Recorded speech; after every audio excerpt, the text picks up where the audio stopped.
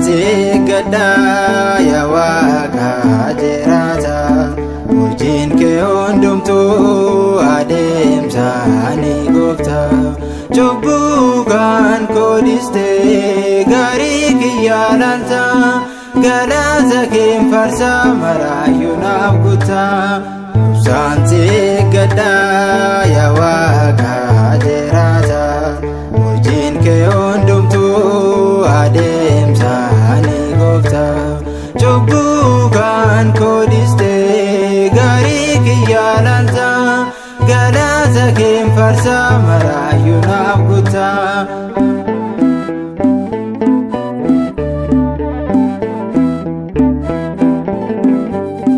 Ulaagaa jireenyaa daandii qajeeltummaa duukaa kan keen bu'aa naaf taa'ee humnummaa atiis na jabeessi jaalala abbummaa balbala koo bahaa biftuu sagaanamaa.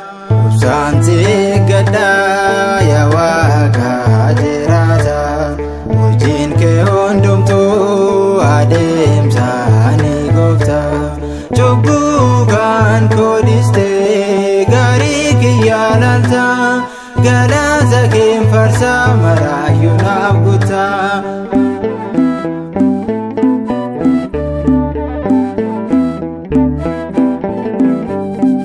Iyyaasuus Kiristoos furmaata rakkoo koo abdiin qabaa sirraa qulqullummaa koo maaloo na qajeelchi madaala miila koo fuula keen dhaabbadhaa gubaate diinni koo. Obsaansi gaddaa yaa Waaqa jiraata hojiin kee hundumtuu adeemsaanii goofta cubbuu kan koodhistee gaarii kiyyaa laalta galata keen farsa maraayyuu naaf gutta.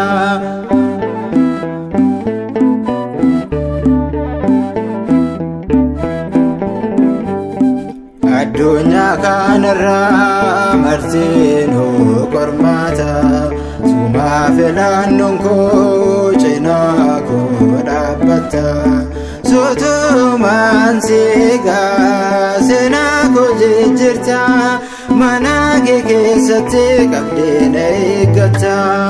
Obsaansi gaddaa yaa Waaqa jiraata hojiin kee hundumtuu adeemsaanii goofta cubbuu kan koodhistee gaarii kiyyaa laalta galata keen farsa maraayyuu naaf gutta.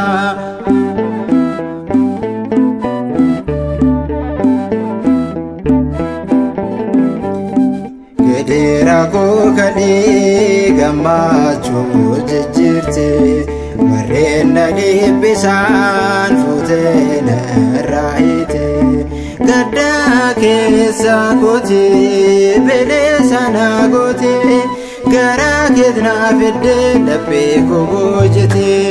Obsaansi gaddaa yaa Waaqa jiraata hojiin kee hundumtuu adeemsaanii goofta cubbuu kan koodhistee gaarii kiyyaa laalta galata keen farsa maraayyuu naaf gutta.